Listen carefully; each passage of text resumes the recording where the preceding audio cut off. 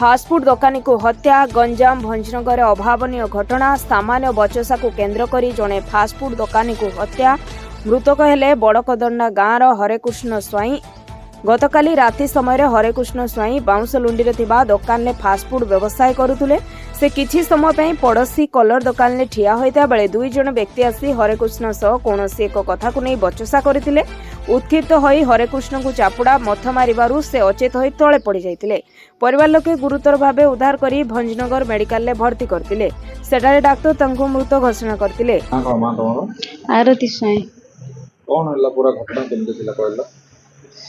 सी आसिले आमे मेडिकल जाइथिलु आसिले घर को आसिकी पुणी आधरे गले सियाडे कोन जिनछ आनिया लागी कोन जाइथिले कि पानी पियाई कोन पई जाइथिले सेडु आधरे कोन हले पाटितुंड हले से माने पीथिले कोन से लोक माने सेडा हेगिरी आंको बाडै पकेले।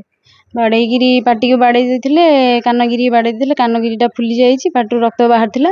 तापर सेठी पड़ीथिले आमे गला आसी सेठी पड़ीथिले कल दुकान पाखरे पड़ीथिले। आमे आधरे नेगी आसिला परे पानी फाणी मारलु डाकिलु से तथापि सुनिलेन।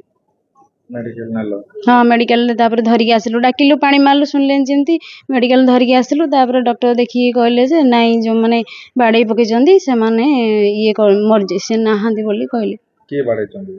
से माने जो ऋतु प्रधान जने से बाडै देचंदी जने की 2 जण हेगी से सेथि पय बोली नाहांती बोली। कोन दुकान करंती? कोड फास्ट फूड करंदी।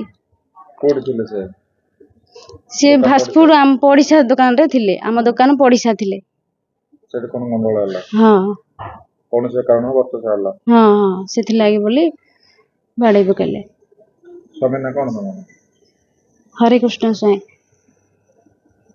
तबे कोन थाना रासी कोन लिखित अभियोग कर देलन? हाँ लेखिकी दिया हलानी।